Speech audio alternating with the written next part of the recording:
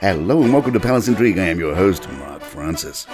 Meghan Markle asked, "What's loaded or wrong with the word woke?" adding, "I fully realize I am spoon-feeding the clickbait." On the latest episode of the Archetypes podcast, Meghan said, "I thought a lot about words that become unnecessarily charged as it pertains to women, like feminism, for example, often treated as taboo as the F word. Or the word woke. I know I'm saying woke, I fully realize I am spoon-feeding the clickbait. But here's why. Because woke, by definition, means alert to injustice in society, especially racism. Now, what's loaded or wrong with that? And when you layer a woman into that seemingly anodyne definition, it becomes for many almost disgusting, outrageous. They would say, but why? Why is it so scary about a woman having an opinion as strongly as a man does? This week's episode, titled The Audacity of the Activist, features Jamila Jamil and American-Iranian X-Men star Shora Aghdashloo. In 2020, Jamil wrote on Twitter, "I think they may be more embarrassed by their alleged resident pedo, Andrew, who was besties with a sex trafficker, than an American supporting women voting in her own country and loosely referencing the importance of democracy." At the start of the episode, Meghan says, "Why is it perceived as how dare she, and why does some feel the need to make a woman with big opinions feel small?" I started to notice this almost default eye roll when someone would mention a woman fighting for a cause and almost, here she goes again, or maybe it was more, why can't she just sit down? The unspoken annoyance that seemed to swirl around women in activism was astounding to me and I couldn't quite wrap my head around it. I still can't. Jamila stuck up for Meghan, saying, "It's just an unfathomable amount that you take, Meghan. I can't believe it. And I fought back on your behalf of years before I'd ever met you because I was so outraged by the twisting of this, the very normal, very kind, very civilized woman, that denomination that just shows how afraid they are of you. I'm so sorry that you've had to withstand it. I feel faith that the tides are changing because so many of us are fighting back. You have been such a sobering voice of unwavering support to me, and people don't know that you frequently reach out to women who are having a very hard time. You reach out to us. You don't do it publicly. You don't come to any glory, but you privately reach out to us in the most lonely and desperate moments, and we need more of that in this world." Jamil compared her marriage to musician James Blake to that of Meghan and Harry. "He understands me, and he's just an incredible human, an incredible friend, and I don't think I could have withstood all this without him. And I know you have a very similar dynamic with Harry, and actually when the four of us met that one time, it was a really sweet dynamic of two very similar relationships, and it was very nice for me to see that. You have that in your home because you need it." Royal watchers noticed that Harry and Meghan did not publicly wish King Charles a happy birthday. The only senior royals to do so were William and Kate, who tweeted, "Wishing a very happy birthday to His Majesty, the King." Palace Intrigue will be right back. We'd love for you to check out a new show from the people who bring you Palace Intrigue. It's called War Queens, and it's by the father-daughter duo of James and Emily Jordan, who bring you a new podcast about great women leaders over the centuries, from Cleopatra all the way up to Margaret Thatcher. And this week it's Elizabeth I. Please check it out. It's called War Queens. It's available wherever you get your podcasts.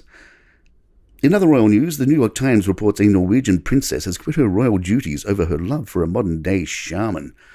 Princess Martha Louise, the 51-year-old daughter of King Harald and Queen Sonja of Norway, got engaged in June to Durek Verrett, an American celebrity shaman and the inventor of the Spirit Optimizer, a healing amulet that he sells on his website for $222. Since their engagement, the Norwegian news media and the public have kept a spotlight on Mr. Verrett, criticizing him for saying he used the amulet to fight the coronavirus, for having suggested that cancer was a choice, and for having said that he was a hybrid species of reptilian. Martha Louise said in a cheerful Instagram video this week, "Every time a person in the royal family gets engaged, it creates media storms. So also this time." Princess Martha Louise's belief in the supernatural has long been the subject of media fascination in Norway, but a focus on her healer fiancé proved too much. Princess Martha Louise has decided that she will not carry out official duties for the royal house at the present time, website Nettie Royal explains. The decision has been made in consultation with her father, King Harald V, and other close family members. Martha Louise has also informed that she is relinquishing her role as patron of various organizations, as they have provided the framework for her official duties. When the decisions, she and husband Durek Verrett wish to differentiate more clearly between their own business activities and the relationship to the Royal House of Norway, as well as her role as a member of the Norwegian royal family, that means that Martha Louise will not employ the title of princess and that the couple won't refer to members of the royal house in their social media channels, in media productions, or in connection with other commercial activities. She will, however, keep her title. Also, Derek Vernet will become part of the royal family after the marriage. He will not have a title or represent the royal house of Norway. Together they will keep on attending family-related gatherings and certain major sporting events. The Times shared more about Martha's beliefs.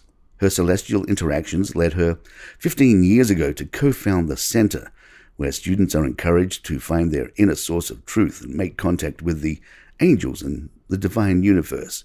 In a broadcast workshop, she instructed participants, ask your guardian angel if there is anything it wants to tell you. Her least popular ability, according to polls, was making contact with the dead, which she claimed in media interviews around 2010 that she could do. One of Norway's most famous clairvoyants at the time, the Snassa man, told the Norwegian newspaper VG that it was not possible to talk to the dead, and the bishop of the Bjørgen diocese in western Norway at the time called some of her medium activities highly objectionable. Another bishop said there was a line between talking to the angels and talking to the dead and warned that the princess should not cross it. The couple met in Los Angeles in 2018, where Mr. Verret was living.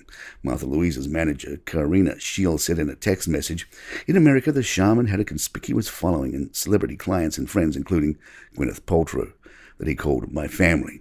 In 2019, the princess invited Mr. Verret to Norway to join her in a tour called The Princess and the Shaman. In his 2019 book, Spirit Hacking, Mr. Verret wrote that he went around hospitals and asked cancer patients, including children, why do you want this cancer? And cited relationship problems as potential causes. He asked that doctors might prescribe chemotherapy because they get a huge check from drug manufacturers. When he got COVID, he said in an Instagram video, he searched for a reason and found that he was a workaholic, constantly there for people and giving. He said he realized that he needed to take time to do this breath work and listen to the ancestors, and that he had used his white light bringer amulet to get the poisons out of my system. And there you have it. If you'd like to email us, our address is thepalacintrigue@gmail.com. Please follow us on iTunes, Spotify, Google Podcasts, wherever you get your favorite shows. I'm Mark Francis. My thanks to John McDermott. It's Palace Intrigue and good times.